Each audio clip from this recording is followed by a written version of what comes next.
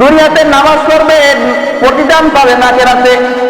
রোজা রাখবেন, প্রতিদান পাবেন আখিরাতে। হজ করবেন, প্রতিদান পাবেন আখিরাতে। যাকাত দিবেন, প্রতিদান পাবেন আখিরাতে। সৎ কাজ করবেন, প্রতিদান পাবেন আখিরাতে। কিন্তু মা বাবার খেদমত করলে আল্লাহ পাক রব্বুল আলামিন আপনাকে দুনিয়াতেই 5টা প্রতিদান দিয়ে দিবে। বন্ধু বলেন সুবহানাল্লাহ। এক নম্বর প্রতিদানের কথা কি বলছিলাম, আপনার আয়াতের মধ্যে নিয়ামত দিয়ে দিবে। 2 নম্বর আপনার বিপদ আপদ বালা মুসিবত দূর করে দিবে। 3 নম্বর আপনার রিজিকের মধ্যে বরকত দিয়ে দিবে, ব্যবসা বাণিজ্যে বরকত দিয়ে দিবে।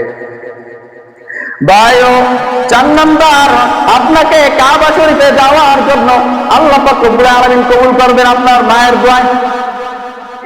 নবীর কবর জিয়ারত করতে পারবেন। অনেক বিত্তশাল লোক আছে কিন্তু টাকা পয়সা হজ করতে পারে না। আর একটা গরিব ঘরের সন্তান মায়ের অল্প কিছু টাকা জমায় হজ করে নাকি ভাই? 1000 টাকার ব্যবসায়ী মানুষ হজ করতে পারে না, এমন একটা কপালে বিচামারি। আল্লাহ রাসূল হাদিসের মধ্যে ডাকতে বলেন, رضينا عنكم ثم رضينا عنكم ثم رضينا عنكم من أدرك والديه عند الكبر أحدهما أو كليهما ثم لم يدخل الجنة। কপাল পোড়া হতভাগা ওই লোকটা, হতভাগা যে লোকটার বিদ্যমান দুনিয়াতে বেঁচে থাকা সত্ত্বেও জান্নাতে সে প্রবেশ করতে পারে নাই। বলেন নাউজুবিল্লাহ। এই লোকটা কি কপাল পোড়া, বিদ্যা মাকে পাইছে অথচ জান্নাত কামাই করতে পারে নাই। বন্ধু